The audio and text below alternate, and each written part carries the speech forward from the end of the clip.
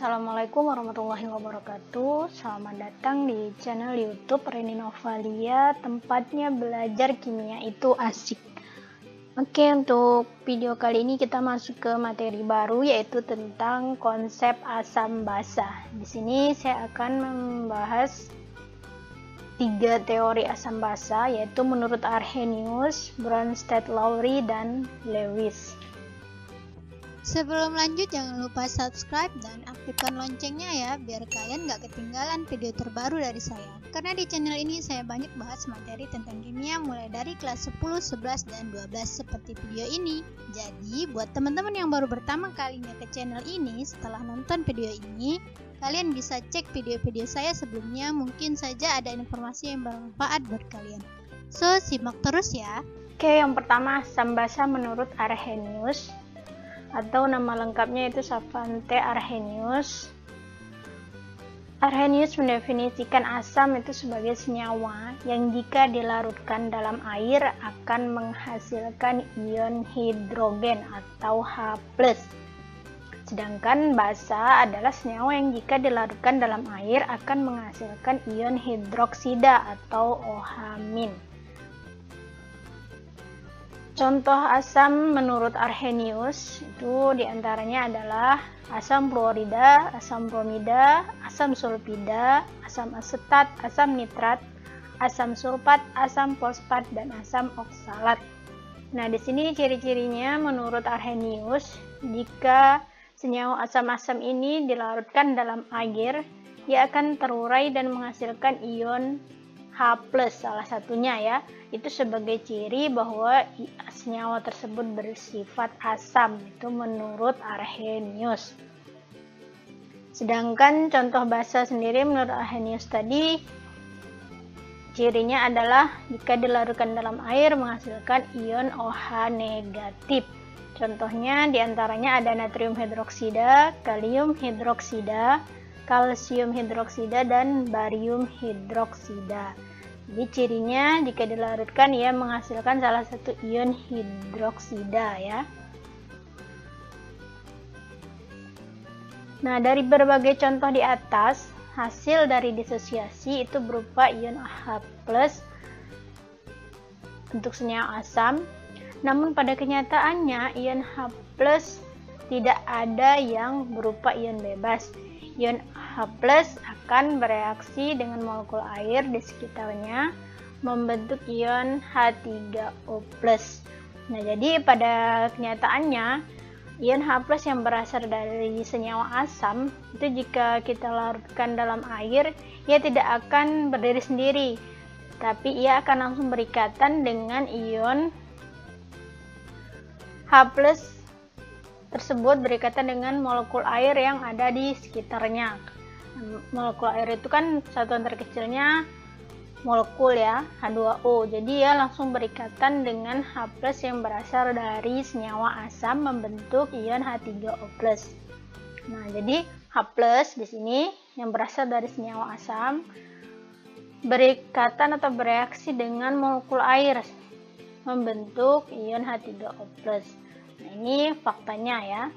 Namun untuk mempermudah penulisan, itu yang sering ditulis hanya H+ saja. Sehingga reaksi lengkap yang terjadi sebenarnya adalah HBr. Ketika senyawa asam bromida itu dilarutkan dalam air, itu akan terbentuk ion H3O+ dan Br-. Namun untuk mempermudah mengingat dan penulisannya, itu hanya H+ dan Br- saja. Jadi jangan bingung kalau dalam soal di berikut yang merupakan reaksi ionisasi asam bromida dalam air adalah, nah teman-teman mencari H+ dan Br- tidak ada, adanya H3O+ dan Br-. Maka itulah jawabannya ya. Karena faktanya adalah yang sebenarnya H3O+ dan Br-. Namun tidak salah juga jika penulisannya H+ dan Br negatif. Nah, ada beberapa kelemahan dari teori asam basa menurut Arrhenius. Yang pertama, pada kenyataannya itu tidak semua senyawa asam dan basa jika dilarutkan dalam air menghasilkan ion H+ dan OH-. Yang kedua, contohnya ya, untuk yang pertama, kelemahan yang pertama, contohnya NH3 itu kan tidak ada ya OH di situ, tapi kenyataannya ketika dilarutkan dalam air, ia menghasilkan ion OH negatif. Lalu kelemahan yang kedua, pada teori Arrhenius, suatu zat dikatakan asam atau basa jika dilarutkan dalam air, menghasilkan ion H+ atau OH-. Namun bagaimana jika pelarutnya bukan air? Karena dalam prakteknya itu tidak selalu kita menggunakan pelarut air ya, bisa jadi pelarut selain air. Nah, itu bagaimana kita bisa tahu bahwa senyawa tersebut asam atau basa? Nah, sehingga menurut Bronsted dan Lowry, asam itu didefinisikan sebagai suatu spesies yang jika ia dapat mendonorkan ion H+ atau donor proton istilahnya ke spesies lain, maka ia dikategorikan asam. Sedangkan jika spesies tersebut dapat menerima ion H+ atau akseptor proton dari spesies lain, maka ia didefinisikan atau dikategorikan senyawa yang bersifat basa. Nah, dalam teori asam basa menurut Bronsted-Lowry itu ada istilahnya asam basa konjugasi. Apa itu asam basa konjugasi? Menurut Bronsted-Lowry, jika suatu asam memberikan proton, donor proton, maka sisa asam tersebut mempunyai kemampuan untuk bertindak sebagai basa. Nah, sisa asam tersebut itu disebut basa konjugasi. Sedangkan jika suatu basa dapat menerima proton atau akseptor proton, maka zat yang terbentuk itu mempunyai kemampuan sebagai asam atau disebut asam konjugasi. Untuk lebih jelasnya, nah di sini kita langsung ke contoh ya. Nah, di sini ada H2PO4-. Ini direaksikan atau dilarutkan dengan pelarut air, menghasilkan senyawa H3PO4 plus OH-. Nah, di sini sebelum kita tahu bahwa ini basa, asam konjugasi, basa konjugasi itu dari mana kita tahunya? Di sini ada H2PO4- ya. Teman-teman lihat. Lalu hasilnya adalah H3PO4.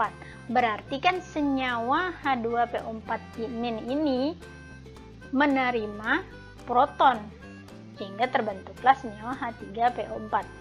Bisa dipahami ya? Jadi yang teman lihat keadaan awal dan keadaan akhirnya, reaksi dan hasilnya.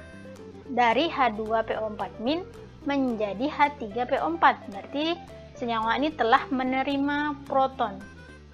Sehingga tadi sesuai menurut Bronsted dan Lowry bahwa spesies yang dapat menerima proton itu dikategorikan sebagai basa, sehingga H2PO4- itu basa. Nah, dengan demikian kita langsung bisa menjawab bahwa senyawa yang terbentuk ini H3PO4 adalah asam konjugasinya. Nah, begitupun dengan H2O di sini. H2O menjadi OH-, berarti H2O ini telah kehilangan satu hidrogen atau telah mendonorkan hidrogen atau donor proton. Berarti sesuai Bronsted-Lowry katakan tadi bahwa spesies yang dia memiliki kemampuan mendonor proton berarti dia bertindak sebagai asam. Sedangkan pasangannya otomatis basa konjugasi. Nah, di sini juga sudah ada ya keterangannya. Dari H2PO4- menjadi H3PO4 berarti dia menerima 1H+. Berarti kalau menerima proton dia basa. Pasangannya otomatis asam konjugasi. Jadi jangan bingung lagi ya. Begitupun dengan ini. H2O menjadi OH- berarti dia telah memberikan 1H+-nya.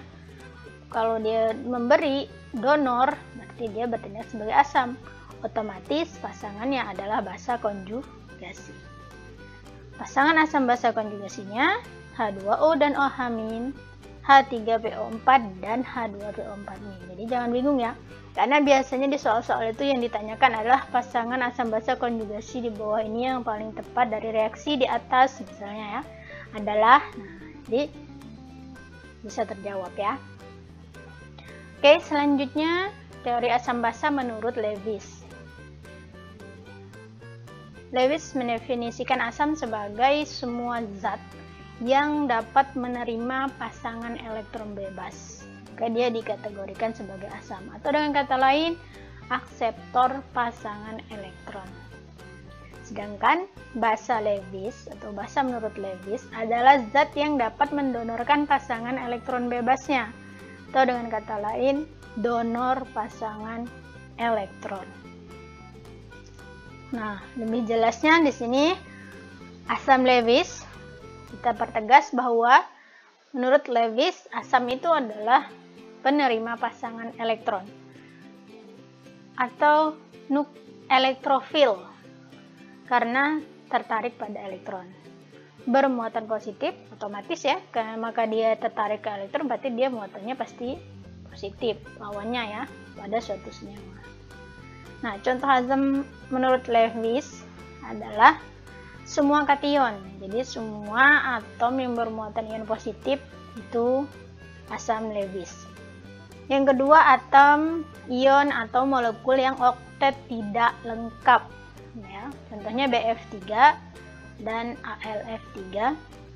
Lalu molekul yang mana atom pusatnya dapat memiliki elektron valensi lebih dari 8. Contohnya ada SiBr4 dan SiF4. Lalu yang keempat, molekul memiliki ikatan rangkap dengan 2 atom elektronegatif. Contohnya yaitu CO2. Lalu basa menurut Lewis, kebalikannya ya tadi, kalau asam itu penerima pasangan elektron, maka kalau basa adalah pendonor pasangan elektron atau nukleofil karena menyukai untuk menyerang atom yang bermuatan positif pada suatu senyawa. Contoh basa Lewis itu ada OH-, CN-, NH3 dan lain-lain. Untuk lebih jelasnya kita langsung ke contohnya ya. Nah, di sini mengapa dia dikategorikan asam Lewis? Karena di sini yang pertama, ia tidak memiliki elektron bebas. Ciri yang pertama, otomatis dia tidak memiliki kemampuan untuk mendonorkan pasangan. Kalau dia tidak mendonorkan, berarti dia bertindak sebagai penerima. Kalau menerima pasangan, berarti menerima pasangan elektron, berarti dia asam. Sedangkan basa mudah, di sini kita lihat dia ada elektron bebas, otomatis dia memiliki kemampuan untuk mendonorkan pasangan elektron bebas tersebut, sehingga ia bertindak sebagai basa Lewis. Nah, di sini juga kebetulan masih sama, ada NH3, dia cirinya ada pasangan elektron bebas. Itu ya, mudahnya menyimpulkan bahwa senyawa tersebut basa Lewis atau asam Lewis. Kalau dia mempunyai pasangan elektron bebas, berarti dia bertindak sebagai basa Lewis. Sedangkan kalau dia tidak memiliki pasangan elektron bebas, otomatis tidak memiliki kemampuan untuk mendonor, artinya menerima. Menerima pasangan elektron berarti dia bertindak sebagai asam Lewis atau dikategorikan sebagai asam Lewis. Oke, cukup sekian penjelasan dari saya. Semoga penjelasan saya bermanfaat. Jangan lupa share ke teman-temannya yang lain. Saya akhiri. Wassalamualaikum warahmatullahi wabarakatuh. Salam semangat.